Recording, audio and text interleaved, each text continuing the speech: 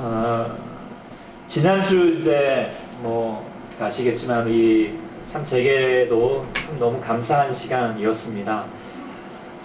제게 이제 이상학 교수님 같은 분이 저의 스승이다라는 생각을 가지게 되니까 그리고 그 분을 만나게 해주시고 또 제자로서 살게 해준다는 것이 참 은혜가 되었고 뭐 학교 다닐 때도 그랬지만 또 이렇게 같이 이곳에서 더 그렇게 말씀을 나누고 또 귀한 말씀도 감사했지만 또 그분의 성품과 삶이 제게 또 더 큰 감동으로 다가왔습니다.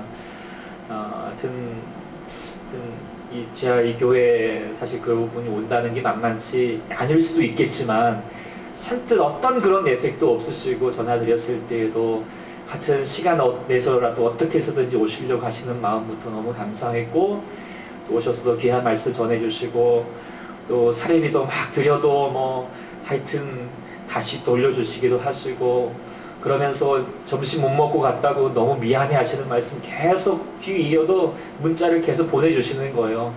점심 못 먹고 가서 미안하다고 그러면서 다시 오겠다고. 그래서 왜 다시 오느냐 했더니 조개구이가 맛있다고 그러는데 조개구이 사주러 오겠다고, 제자에게 사주러 오겠다고 그렇게 하시는 말씀에 참 제게 참 많이 고맙고 감사하고 힘이 되는 시간이기도 하였습니다. 오늘은 이제 성령 강림주이기도 하지만 스승의 주일 또 스승의 날이기도 합니다. 옛말에 군사부 일체라는 말이 있지요. 임금과 아버지 같이 스승도 동일한 존재처럼 아주 귀한 존재라고 여겨지는 말이었는데 지금은 그 말이 말 그대로 옛말이 되어버린 것 같다라는 생각을 가져보게 됩니다. 요즘 국권이 무너지는 현실들이 참 많이 들리고요. 요즘은 교사가 이렇게 훈계하려고 그러고 처벌하려고 그러면 아이들이 뭘 한 줄 아세요? 휴대폰 먼저 뒤집어든다는 거예요. 그러면서 촬영하면서 고발하겠다고 그런 마음으로 대응하고 있는 그런 모습 보면서 참 많이 이 교육 현장 교권이 스승의 모습들이 사라져가고 있다는 것이 참 마음 아픕니다. 선생님을 가르쳐서 이제 두 가지 말로 할 수 있잖아요. 교사라는 말들이 있고 스승이라는 말이 있을 수 있습니다. 교사는 하나의 가르치는 직업으로서 지칭하는 말이겠지만 스승은 이제 사전에 보니까 이렇게 되어 있어요. 내가 누군가의 기억과 경험에 남아 오랜 시간이 지나고 나서도 영향을 주는 선생님을 가리켜서 스승이라고 합니다. 그래서 나도 모르는 사이에 내가 가진 습관을 이렇게 갖게 해주는 분, 그것을 스승이라고 하는데 그런 면에서 이제 우리 이상학 교수님 같으신 분도 제게는 교수님이시기 이전에 스승이다라는 생각을 많이 가지게 되거든요. 저도 이렇게 말씀을 전하다 보면은 어느샌가 그분의 습관이 이렇게 배어있다라는 생각을 가져보게 됩니다. 그런데 지금 학교에는 교사는 있을지 모르겠지만 스승이 없는 것 같다라고 하는 게 좀 사실인 듯 합니다. 물론 이제 이런 모습, 학생들의 이런 모습도 문제이지만 근데 이게 다 학부모들의 또 잘못도 있다라는 생각을 가져보게 됩니다. 이게 이제 자녀들을 보내놓고 이제 교사가 이렇게 대학만 잘 보내게 잘 가르쳐주면 되는 것이지 뭐 어떤 인성교육이라든지 사회적 활동을 같이 한다든지 그런 것을 별로 요즘은 원하지 않습니다. 그런데 우리가 이제 어린 학생들이 물론 이제 뭐 대학 좋은 데 가는 것도 중요하겠지만 문제 하나 더 풀고 영어 단어 하나 더 외우는 것보다 더 중요한 것은 어릴 적부터 삶의 좋은 습관을 갖게 해주는 가르쳐주는 스승이 있다. 그리고 그를 통하여서 아는 것이 얼마나 참 귀중한 것이라는 것을 우리가 많이 깨닫지 않습니까? 그래서 교사라고 하는 것은 당장에 뭐 좋은 결과를 낳을지 모르겠지만 좋은 스승은 평생을 좋게 한다라고 하는 것을 우리가 깨닫게 됩니다. 그래서 스승이 사라졌다라고 하는 것은 아이들에게 불행할 뿐만 아니라 우리 모두에게도 불행한 현실이고 이 시대의 아픔이다라는 생각을 가져보게 됩니다. 그런데 이제 스승이 없는 이 사회의 이 모습이 학교뿐만 아니라고 하는 것이 또 이 시대를 바라보는 마음입니다. 직장에서도 이제 직장 옛날 선배는 뭔가 좀 가르침을 주는 스승과 같은 역할을 감당하는 분들이 참 있었는데 요즘은 그저 상사로서만 이렇게 있게 되고요. 가정도 마찬가지인 것 같습니다. 가정도 부모는 그냥 기능적으로 밥 해주고 뭐 학원 보내주고 용돈 주는 사람으로 존재하지, 그의 아이들에게 삶의 중요한 습관과 성품을 가르쳐주는 스승으로 때로는 존재하지 못하는 것 같아서, 그래, 그런 가정 안에서 가정이 무너지는 것은 아닌지 돌아보게 되지 않습니까? 네, 이런 가정과 직장, 뭐 사회적인 문제뿐만 아니라 교회도 마찬가지지 않을까라는 생각을 좀 가져보게 됩니다. 요즘 이제 교회에서 많이 이렇게 목사님들을 청빙하고 또 교회로 이렇게 이제 목사님으로서 담임 목사님으로 세워갈 때 제일 원하는 게 뭐냐면 설교 잘하는 분이에요. 그냥 기능적으로 설교가를 원하고, 그래서 여러 가지 학력과 뭐 그런 것들을 이제 묻지 어떤 성품과 그런 것들을 별로 그렇게 구하지 않습니다. 그리고 그것을 또 요구하지도 않습니다. 즉 설교가로서 기능적으로 요구하지 스승으로서 이렇게 존경하거나 또 그렇게 바라보지 않는다라고 하는 것이에요. 물론 우리 교회 얘기가 아니고요, 저기 교회 얘기지만 하여튼 그렇습니다. 이게 아픈 또 교회의 모습이지 않을까라는 생각을 가져보게 돼요. 그런 면에서 저는 하여튼 좀 부담스러운 말이기도 합니다. 여전히. 그렇지만 바라고 원하건대 여러분들에게 좋은 스승으로 남기를 소망합니다. 그저 그냥 좋은 말 가르쳐주고 강단에서 외쳐주는 걸로 끝나는 것이 아니라 여러분의 삶의 모습들 안에 좋은 영향력을 줄 수 있는 그런 좀 스승이 될 수 있기를. 물론 많이 돌아볼 때마다, 제 자신을 볼 때마다 많이 부족하고 참 여러분들 앞에 참 죄송할 때가 참 많지만, 그래도 같이 신뢰하고요, 같이 세워가면서 하나님의 좋은 선한 영향력을 같이 이뤄갈 수 있는 우리 모두 우리 소독교회가 되기를 간절히 소망합니다. 아멘. 예. 할렐루야. 네. 어쨌든 삶에 있어서 좋은 스승을 갖는다라고 하는 것이 참 귀중한 축복인 듯 합니다. 왜냐하면 인생은 늘 알다가도 처음엔 알 것 같지만 살다 보면은 모르겠는 거예요. 그렇죠? 그래서 누군가 좀 가르쳐 줬으면 좋겠고요, 좀 도와줬으면 좋겠다라고 하는 것이 인생이지 않습니까? 그래서 스승이라고 하는 것이 얼마나 그런 면에서 소중한지 모릅니다. 근데 우리가 믿는 자로서 그런 면에서 봤을 때 우리는 참 축복받은 사람들인 거예요. 왜요? 우리에게는 이미 좋은 스승이 있기 때문이죠. 바로 누굴까요? 바로 예수님이십니다. 예수님 보면 참 그분은 참 좋은 스승이십니다. 교사이기보다도 가르쳐주기도 참 잘 가르쳐주시지만 진리의 말씀을 잘 전해주셨지만, 그분은요 함께 좋은 영향력을 주셨던 스승과 같은 분이다라고 그렇게 볼 수 있습니다. 그래서 제자들에게도 보면은 율법의 선생 랍비로서 존재하기보다도 어떻게 해요? 주님으로서 함께 동고동락하면서 그들의 삶의 모범이 되어주셔서 그들이 살아갈 방향과 나아갈 것, 그래서 참된 길이요 진리요 생명 되시는 삶을 사셨다라고 하는 것이 바로 예수님. 그래서 그분이 참 좋은 스승이다라는 생각을 가져보게 됩니다. 그런데 우리는 그 좋으신 스승을 우리가 대면에서 하면서 만날 수는 없습니다. 우리가 제자들처럼 그래서 말씀 속에서 우리가 만나게 되는데, 그런데 우리 주님께서 떠나가시면서 우리에게 더 좋은 선생님을 소개시켜 주시겠다라고 그렇게 우리에게 말씀해 주셨죠. 그분이 누구실까요? 성령님이십니다. 그리고 요한복음 14장 말씀에 보면은요, 요한복음 그냥 한번 같이 보실까요? 요한복음 14장 16절에서 17절, 18절까지 좋을 것 같습니다. 14장. 예수님께서 이제 제자들에게 마지막 날에 떠나시기 전에 제자들에게 내가 떠나가지만 내가 떠나가는 것이 너에게 유익하고 나보다 더 귀한 분이 오신다. 그게 누구냐? 성령님이다 라고 하면서 이렇게 소개하고 있습니다. 14장 16절부터 17절까지 같이 읽겠습니다. 시작. 내가 아버지께 구하겠으니 그가 또 다른 보혜사를 너희에게 주사 영원토록 너희와 함께 있게 하리니 그는 진리의 영이라 세상은 능히 그를 받지 못하나니 이는 그를 보지도 못하고 알지도 못함이라. 그러나 너희는 그를 아나니 그는 너희와 함께 거하시며 또 너희 속에 계시겠습니다. 아멘. 오늘 예수님께 성령을 소개하면서 두 가지 단어를 사용하셨습니다. 첫 번째 뭐였죠? 보혜사라는 단어를 사용하셨고, 두 번째는 진리의 영이다라고 말씀하십니다. 진리의 영은 가르치는 영이죠. 하나님의 참된 것을 우리 가운데 전해주시는 분이라는 것입니다. 그런데 그 진리의 영이 교사 역할을 감당하시는 분이겠죠. 그런데 그분이 어떻게 하시겠다고요? 보혜사로 계시겠다는 거예요. 보혜사라는 뜻이 무엇입니까? 도와주시는 분이라는 거예요. 도와주시는, 헬퍼라고 하는 뜻을 가지고 있죠. 그런데 그 헬퍼라고 하는 분이 어디에 거하신다고 했죠? 우리와 함께, 또 어떻게까지 함께요? 우리 속에서 함께 하시겠다는 거예요.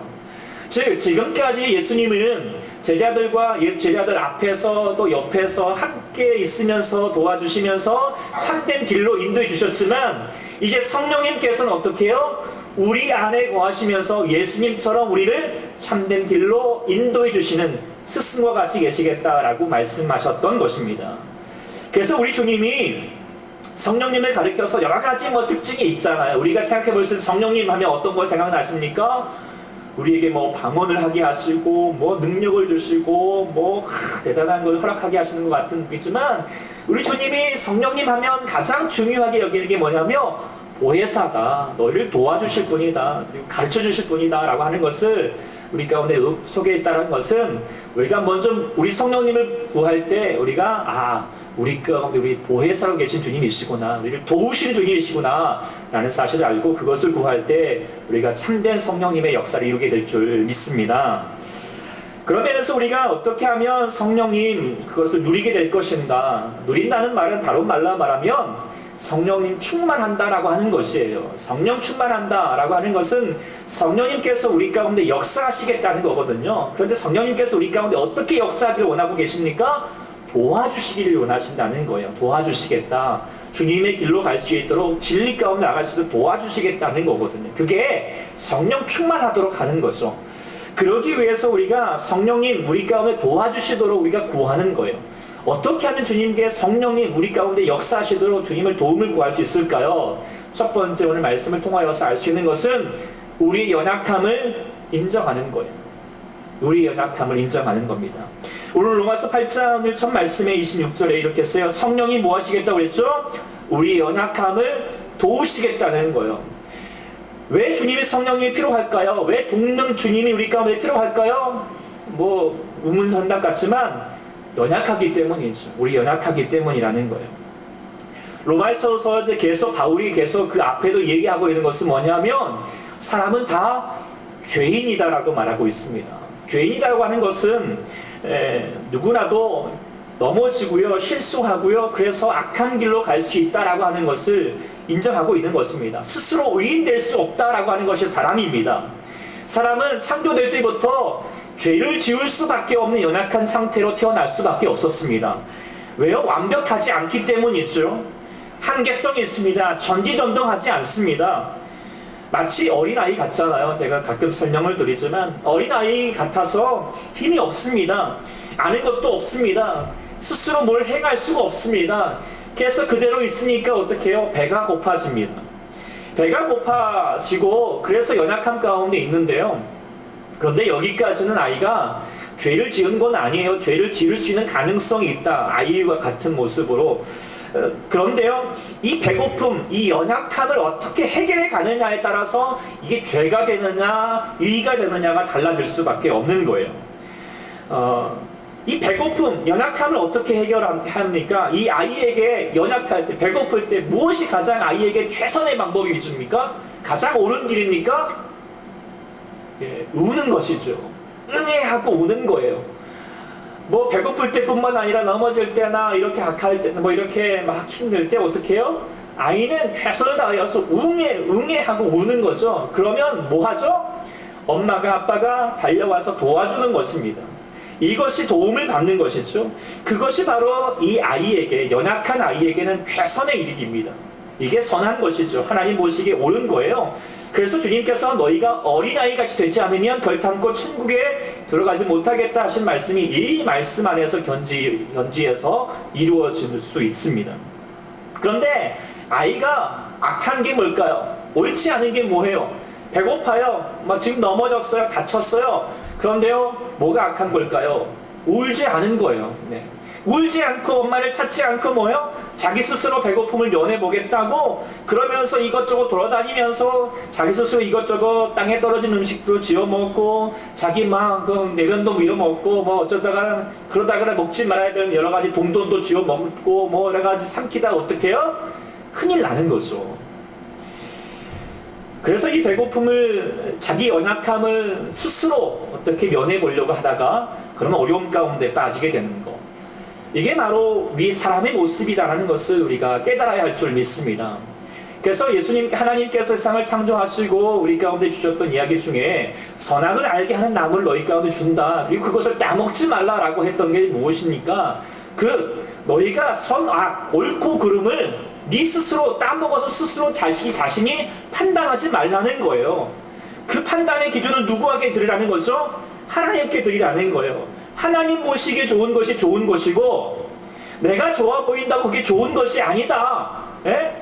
야 이게 좋구나 라고 해서 내가 당장 눈에 보아 좋은 것이 좋은 게 아니라는 것에 따를 수 있는 사람이 바로 예수 믿는 사람인 줄 믿습니다. 그것이 참된 길로 가는 자의 모습인 줄 믿습니다. 그래서 회개하라 천국이 가까웠다 회개하라 이 회개하라는 뜻이 무엇일까요? 돌아보면은 그것은요 우리의 솔직함입니다. 정직함이에요. 그 정직함이 뭘까요? 나는 연약합니다. 나는 부족합니다. 나는 죄인일 수밖에 없습니다. 하나님 도움 없이 나는 주님 없이 나는 살 수 없는 연약한 존재입니다 라고 그렇게 인정하는 것이 회개하는 것입니다. 그래서 자기 행동을 자기 연약함을 그대로 털어놓고 그러면서 하나님 아버지 앞에 고백하는 거예요. 핑계대지 않고요. 합리화시키지 않고요. 다른 사람은 다 저렇게 하는데요. 나만 일어나요. 나도 해보려고 그랬다고요. 그렇게 말하지 않고요. 나는 연약한 사람이에요. 나는 부끄러운 사람이에요. 주님 나를 불쌍해 주십시오 라고 말하는 사람. 그것이 바로 회개하는 심령이고 그 회개하는 심령에 하나님의 나라가 임하게 되고 하나님의 역사가 일어나게 된다라고 하는 것입니다. 그런데 되게 많은 사람들이 솔직하지 않으려고 해요. 회개하려고 하지 않고 즉 연약함을 인정하지 않으려고 하는 거죠. 특히 남자가 그러잖아요. 남자. 어디 길 가다가도 길 모르면 어떻게 해요? 물어보면 될 걸. 자기가 모르는 것을 인정하면 될 걸 어떻게 하죠? 끝까지 고삐 가면서 일단은 가봅니다. 가다가 몰라요. 길 모르고라서 뭐 어디에 그냥 갈았었는데 뭐 그렇게 하면서 하는 모습이 있잖아요. 왜 그런 줄 아세요? 남자 그게 자존심이라는 생각을 가지거든요. 근데 그게 자존심이에요? 미련한 거죠. 미련한 거예요. 연약함을 연약하다라고 인정할 수 있는 것이 지혜로운 것입니다. 그리고 그것이 그 사람이 살아갈 수 있는 유일한 방법인 거죠. 사람이 살아갈 수 있는 유일한 힘이라는 것이에요. 그래서 연약하다라고 하는 것을 인정하는 것이 중요한데 그렇다고 해서 연약함을 가지고 연약하다고 해서 구시화시키는 것도 또 그것은 바람직하지 않습니다. 연약해 나는 원래 그래 나는 이렇게 할 수밖에 없어 라고 말하는 거 그거 좋지 않습니다. 연약함은 아픔이고요 결국에 나중에 죄가 될 수밖에 없게 됩니다. 하나님도요 우리 가운데 연약의 상태 우리의 연약함의 상태 그대로 머물러 있기를 원하고 계시지 않습니다. 하나님께서 우리 가운데 거룩을 요구하세요. 우리가 베드로전서 말씀을 묵상하면서도 이런 말씀이 있었잖아요. 오직 너희를 부르시는 거룩한 이처럼 너희 행실에 거룩한 자가 되어라. 기록되었을 때 내가 거룩하니 너희도 거룩하라고 되어 있어요. 그리고 마태복음 말씀에도 뭐예요? 내가 온전하신 같이 너희도 하늘 아버지 온전하신 같이 너희도 온전하여라 라고 말하고 있어요. 연약한 가운데 있지 말라는 거예요. 어떻게 해요? 온전해져라. 핑계 삼지 말라는 거예요. 나 원래 이런 사람이에요. 하지 말라는 거예요. 우리가 온전해져야 돼요. 그런데 우리 연약하지만 어떻게 온전해질 수 있을까요? 우리 스스로가 아니라 우리를 도우시는 분이 있기 때문이죠. 도와주시는 분이 있기 때문이라는 거예요. 그래서 예수님께서 성령님을 가르쳐서 뭐라고 얘기했냐면 보혜사 너희를 도와주시는 분이다. 그리고 너희가 이 보혜사 성령을 거스려버리고 인정하지 않으면 뭐예요? 천국에 들어가지 못한다는 거예요. 왜요?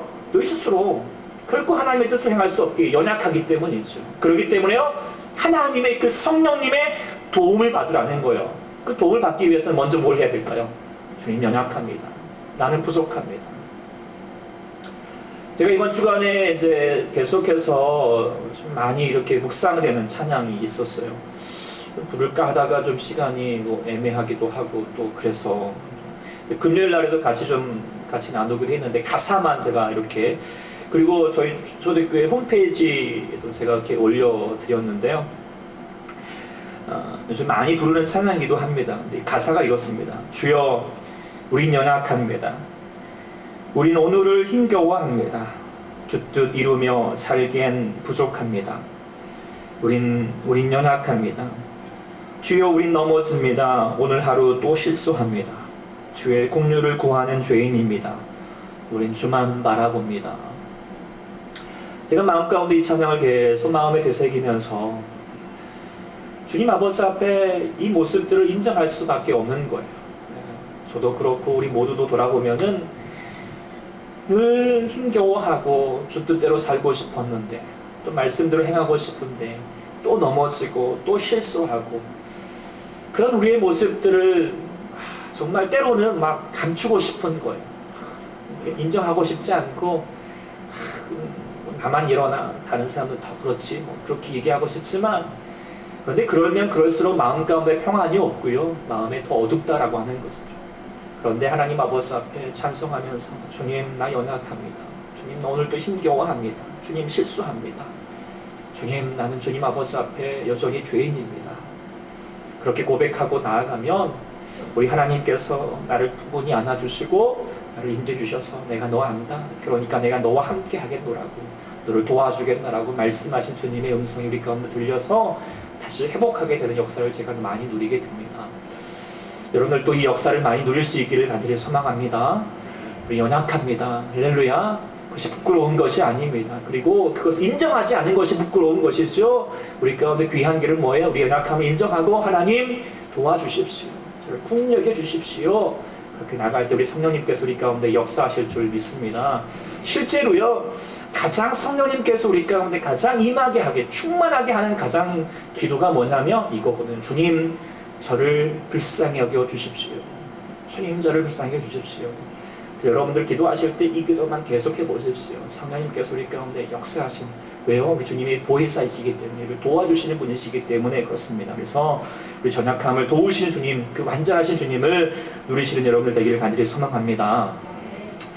두 번째로 우리가 주님의 성령님 도우시는 보혜사 성령님을 누릴 수 있는 것은 두 번째로 우리가 주님과 같이 합력해 가야 된다는 거예요. 오늘 주님께서 우리를 선을 이루어 가시는데 어떻게 이루어 가세요? 모든 것을 합력하여서 선 이루어 가십니다. 우리의 삶에서 모든 것을 만져가시지만, 우리의 부족함과 연약함을 주님이 채워 가시겠지만, 그렇지만 주님께서 우리를 도우시지만 또 우리를 또 어떻게 해야 될까요? 주님의 말씀을 들어야 합니다. 스승이 아무리 이제 막 훌륭하더라도 어떻게 해요?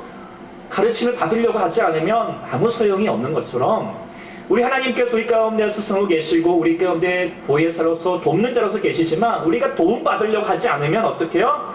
우리는 하나님의 선한 삶을, 하나님의 우리 안에서 주시는 능력의 삶을 이룰 수가 없다라고 하는 것이죠. 이제 요즘 스포츠계에, 제가 이래봬도 남자다 보니까 이제 스포츠를 좋아하는데, 그 중에서 뭘 좋아할까요? 축구를 좋아하죠. 우리 남자들은 잘 알겠지만 요즘 이제 축구계에 가장 화제가 되는 소식이 하나 있어요. 이게 뭘까요? 동기 경쟁이 뭘까요? 그렇죠. 바로 나오잖아. 레스터 시티라고 하는 영국의 한 팀에 대한 소식이에요. 그 영국의 이제 한 팀이, 이제 영국 리그가 축구 웬만하게 잘하는 팀들은 다 모여 있는데, 그 중에서 레스터 시티라고 하는 팀이 이번에 1등을 했어요. 그런데 왜 이게 이제 화제거리가 되냐면, 이 팀이 도저히 1등 할 만한 팀이 아닌 거예요. 그래서 올해를 이제 이번에 이제 처음에 시작할 때 보통 이제 팀마다 베팅 이제 도박 업체에서 이제 베팅을 걸었는데, 이 팀이 1등할 확률을 몇 프로 건냐면 5,000대 1로 열었어요. 그러니까 한마디로 말하면 가능성이 없다는 거예요. 그도 그럴 것이, 이 팀이 작년까지만 해도 뭐 꼴등을 왔다 갔다 했던 팀이고, 그 전까지는 뭐 계속 2부, 3부, 뭐 겨우 그렇게 거기에 건전근근했던 팀이었고요. 선수들도 뭐 이렇게 눈여겨볼 만한 선수가 거의 없어요. 진짜 없어요. 그래서 그 주전 멤버들 그 몸값을 다 합쳐도 우리나라의 손흥민 선수 그 사람 몸값 하나에 이렇게 따르지 못하는 정도로 사람들이 그렇게 별로 이렇게 인정해주지 않은 선수들이었던 것이죠. 그 중에 뭐 대표적인 뭐 공격수 제일 중요하잖아요. 그 한 선수 제미 바디라고 하는 선수인데 그 몇 년 전만 해도 1부, 2부, 3부 이렇게 있잖아요. 이렇게 계속 내려가는데요. 1부, 2부, 3부도 아니고 몇 부냐면 8부 선수였어요. 얼마 전에 3, 4년 전만 해도 8부 선수여서 그냥 아마추어 뭐 동네에서 동네 그냥 하는 사람이었고, 그리고 이제 목발을 만들던 사람이었는데 거기서 선수로서 이렇게 일하면서 올해 정말 뭐 올해의 선수상을 받게 되었던 것이죠. 그러면서 우승까지도 했던 팀이 되었는데 어떻게 해서 그 팀이 우승할 수 있었을까라고 하면 가장 먼저 보면은 감독의 역할을 이제 봅니다. 이 라니에리라고 하는 감독을 보는데, 그래서 이 바디 같은 선수, 남들이 그렇게 거들떠보지 않은 선수를 발탁을 해가지고 다시 할 수 있도록 훈련시켜주고 격려하고 또 리더십 해서 막 그렇게 감독의 역할을 감당해서 사람들이 그 감독이 정말 이 레스터시티를 우승하겠다라고 그렇게 얘기합니다. 그런데 생각해보면 감독만 훌륭하다고 그 팀이 잘 되었을까요? 우승할 수 있었을까요? 아니잖아요. 선수들도 믿고 따랐기 때문이죠. 합력했기 때문이라는 것은 우리가 분명히 알 수 있을 것입니다. 사실 이제 일례로 보면은 이 팀 말고 다른 팀 이제 부자 구단이 있어요. 돈 많은 부자들이 많이 있거든요. 못했어요. 왜 그랬냐면 감독도 훌륭하고요. 또 선수들도 엄청 좋은 선수들이 많아요. 그런데 왜 우승을 못했을까요? 같이 협력이 안 됐어요. 서로 막 불만이 있고 왜 저렇게 하냐고, 왜 이렇게 훈련시키냐고, 그렇게 하면서 하나 되지 못하면서 무너질 수밖에 없었다는 것이에요. 사실 처음에 이 이제 감독이 그쪽에 계속 죄송합니다. 네. 근데 이제 그냥 보면은 처음에 훈련을 시켰을 때 요즘 저 현대 축구의 흐름이 있어요. 뭐 막 패싱 해가지고 막 같이 막 공을 많이 갖고 있는 게 중요하다. 그게 이제 현대 축구의 많은 흐름인데 이 감독은 그걸 다 깨뜨려 버렸어요. 어차피 너희가 그런 패스 잘 못하니까 야 패스 가지 마. 그리고 그냥 열심히 우리가 여러분 체력을 기르자. 그리고 체력, 특히 달리기 중요하다. 그래서 막 달리기 훈련을 시켰어요. 만약에 믿지 않으면 막 이렇게 감독을 믿지 않으면 뭐예요? 아니 지금 우리가 못하는 것을 해야지. 옛날에 히든크도 그런 일이 있었잖아요. 우리가 부족한 걸 해야지. 지금 그 현대적인 하는 게 있는데 남들 저렇게 하는데 왜 우리 이걸 시키는 거예요? 라고 이렇게 할 수도 있겠지만 감독이 선수들이 어떻게 해요? 그 감독의 말에 대해서 전적으로 따랐던 거예요. 그리고 나서 어떻게 해요? 이런 결과를 누구도 예측치 못했던 결과를 얻게 되었다. 이를 통하여서 우리가 알 수 있는 게 뭐예요? 좋은 스승이 중요하지만 또 뭐예요? 좋은 학생이 중요하잖아. 그를 통하여서 가장 선한 작품이 일어나게 된다 라고 하는 것을 깨닫게 됩니다. 우리에게도 마찬가지겠죠. 우리에게도 좋은 스승이 있습니다. 누구입니까? 예수 그리스도, 그리고 성령님이십니다. 근데 성령이 우리 가운데 거하시고 우리와 함께 하시지만, 그렇다고 해서 그 성령님이 계시다고 해서 자동적으로 우리의 삶에 선한 일이, 우리 가운데 귀한 삶이, 축복받은 삶이 이루어지는 것이 아니라는 거예요. 어떻게 할 때? 우리가 그 성령님께 합력하여 일어갈 때, 하나님께 우리가 다시 한번 그 말씀을 듣고 그 말씀을 그대로 본받고 따라갈 때, 그때 우리가 다시 하나님 안에서 성력하여 선을 이뤄갈 줄 믿습니다. 그러면서 여기가 26절부터 쭉 보니까 이게 이제 축구에 그래서 그렇지만 어쨌든 이게 그렇게 잘 적용이 되더라고요. 네. 그렇구나. 우리 가운데 성령님이 우리 감독이 되어주시는데 우리 연약한 거 다 아는 거예요. 우리는 다 뭐 5,000대 1 정도 확률로 우리는 이길 수 없는 존재예요. 세상에서도 어떻게 인정해주지 않을 뿐만 아니라 또 인정받는다고 그래도 우리는 그 스스로 하나님의 선한 일을 감당할 수도 없고요. 또 천국과 하나님의 나라를 다시 한번 유업으로 받을 만한 여전히 죄인과 같은 존재인 거예요. 실력도 없어요. 그렇죠? 그렇지 않습니까?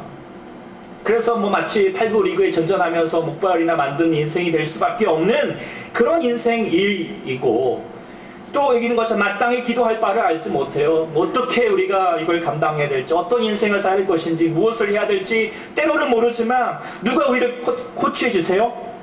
성령님께서 옆에서 그렇게 우리가 못하고 있으면 어떡해요? 너 그렇게 하면 안 되는 거야. 그러면서 같이 옆에서 탄식해 주시고요. 또 우리가 27절에 보니까 마음을 살펴줬어요. 그래, 네가 할 수 있는 게 있어. 네가 잘할 수 있는 게 있어. 네가 해야 할 바가 있어. 라고 하면서 우리 가운데 그 못하는 거 다 내려놓으시고, 너 달리기 잘해. 그래, 그럼 너 달리기 할 수 있어. 달리기 한번 해보자. 그래가지고 그 진짜 데미 바디에가 달리기 하나로 해가지고 골 엄청 넣었거든요. 네. 우리도 마찬가지. 하나님께서 우리에게 뭘 주시냐면 은사를 주시는 거예요. 너희가 할 수 있어. 그래, 너희가 이거 할 수 있어. 그러면서 이거 하도록 우리 가운데 주어주시고, 그러면서 그걸 가지고 막 우리 가운데 살 수 있도록 해주셔서 어떻게 합니까? 그 하나님의 뜻대로 성도를 위하여서 하나님의 뜻을 꿈꾸게 하시고 하나님 나라를 꿈꾸게 하시고 새로운 삶으로 이끌어 가신다는 거죠.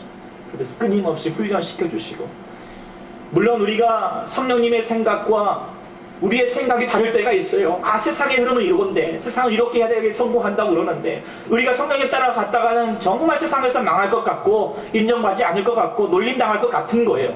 그래서 이게 그렇게 되나? 뭐 그런 마음이, 그런 의심이 있겠지만, 우리가 성령님이 우리 가운데 다시 한번 우리가 성령님의 뜻을 이루며 합력하여 나아갈 때, 그때 우리가 하나님의 뜻을 이루갈 줄 믿습니다. 그래서 우리의 감독이 되신 성령님을 믿어야 한다는 것이에요. 그분의 인도하심 따라서 순종해야 됩니다. 지난주처럼 또 지난주 어떠셨습니까? 지방에 딱 가셨는데 정말 목사님 말씀처럼 예언처럼 집안에 딱 가면 어때요? 뭐 정말 전동이 잘 되어 있으면서 자녀들이 우리 어머니 아버지 오셨습니까? 이렇게 하셨습니까? 안 그렇잖아요. 우리 또 가면 어떡해요? 여전히 난장판 되어 있고 설거지는 안 해놓고 힘들어 죽겠는데 또 와가지고 막 옆에서 한 소리 하면서 막 그러고 있는데 교수님 뭐라고 하시죠? 그러더라도 하면서 사랑합니다 이렇게 해봤어요? 잘 안 되는 거예요. 막 안 되는 거지만 어떻게 해요? 해보자. 그분이 성령님께서 교수님을 통하여서 내게 말씀하신 거니까 한번 해보자, 순종해보자, 연습해보자, 훈련해보자 라고 하는 마음으로 이악 물고도 해보는 거예요. 사랑하나? 사랑한다? 하는 거고요. 큐티도 마찬가지입니다. 목사님 큐티하라고 하는데 말씀이 묵상하라고 그러는데 이게 도대체 봐도 이게 모르겠고 나도 헷갈리고 성령님 헷갈린 것 같고 막 그렇지만 어떻게 해요? 이게 복받는 길이라고 하나님 말씀하셨으니까 해보자. 용서하라면 해보고, 감사하라고 하면 어떤 상황에도 감사하지 못할 것 같지만 어떻게 해요? 주님 그래도 감사합니다. 마음 가운데 그렇게 훈련하는 마음으로 주님의 말씀에 합력하여 나아가면 어떻게 하나님께서 반드시 우리에게 선한 일을 행하여 주실 줄 믿습니다. 이것이 바로 우리 성령님이신 겁니다. 우리 성령님께서 우리 가운데서 보혜사로 계셨다라고 하는 것이 얼마나 우리 가운데 귀한 은혜인 줄 모릅니다. 무엇보다도 우리를 다시 한번 그저 교사로서 말만 하고 그냥 멈춰버리는 것이 아니라 어떻게 해요? 하나님의 말씀을 그대로 이루도록 우리 가운데 계셔서 우리 가운데 좋은 스승으로서 함께 도와주시고 하나님의 그 나라를 꿈꿀 수 있도록 해주셨다라고 하나님 은혜가 있다라고 하는 거, 우리 가운데 놀라운 은혜인 줄 믿습니다. 사랑하는 우리 소대교회 성도 여러분들께서 이 성령님 꼭 많이 누리시기를 소망합니다. 돕는 자를 가시겠다고 말씀하셨습니다. 그러기 위해서 여러분들 연약함을 인정하십시오. 하나님 나 부족합니다. 또 넘었습니다. 그래서 주님 도와주십시오. 하나님 나 힘 여겨주십시오. 그리고 주님 말씀 우리 가운데 들려주실 때 어떻게 해요? 합력하여 선을 나아가시면 여러분 하나님의 선한 일들을, 하나님의 귀한 일들을, 복된 삶을 주실 줄 믿습니다. 네, 그런 마음으로 함께 찬양 함께 드리겠습니다. 많이 잘 아시는 찬양인데요. 오늘 아까 우리가 요한복음 14장 말씀 이렇게 이제 읽으면서도 그 성령님이다 너희를 진리이고 우리를 보화처럼 우리를 보혜사처럼 도와주시는 분이다. 그 뒤에 말씀이 너희를 고아처럼 버려두지 아니할 거다라고 말씀하셨거든요. 그 성령님께서 우리를 버리지 아니하시고 우리와 함께 하십니다. 할렐루야. 지금도 함께 하십니다. 믿으시기 바랍니다. 할렐루야. 여러분 믿으시면 여러분 더 그 안에 역사하실 줄 믿습니다. 인도하시는 성령님 나와 함께 해주십시오. 성령님 내 안에 계십시오. 성령님 내 안에 오시옵소서. 소망하는 마음으로 찬양 드리고 우리 함께 기도하는 시간 갖겠습니다.